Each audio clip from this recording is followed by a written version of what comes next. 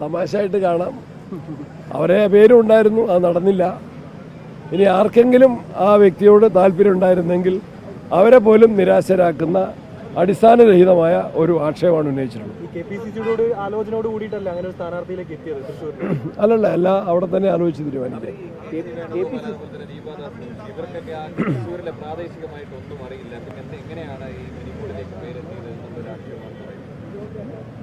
ഒക്കെ DCC president ഉത്തരം പറയും. അല്ല, ഈ തൃശ്ശൂരിലെ നടപടി ഉണ്ടാവും ഇങ്ങനെ പരസ്യമായി പാർട്ടിയെ ഇങ്ങനെ ഒരു രീതിയിൽ ഇങ്ങനെ പറഞ്ഞത് വലിയ രീതിയിലുള്ള ഒരു അച്ചടക്ക ലംഘനമല്ലേ? അത് ഗൗരവത്തിൽ തന്നെ കാണും.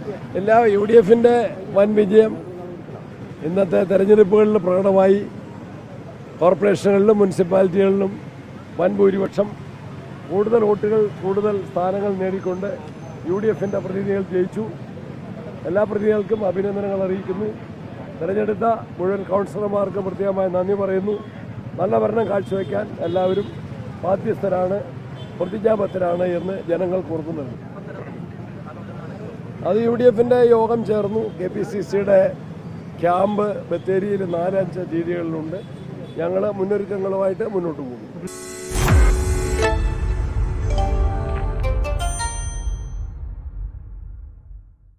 ലോകത്തെവിടെയായാലും ഏത് സമയത്തും 24 വാർത്തകളും ഓഗ്മെന്റഡ് റിയാലിറ്റി പാക്കേജുകളും എക്സ്പ്ലെയിനറുകളും വിശദമായി കാണാൻ ഞങ്ങളുടെ YouTube ചാനൽ നിങ്ങൾക്ക് സബ്സ്ക്രൈബ് ചെയ്യാം.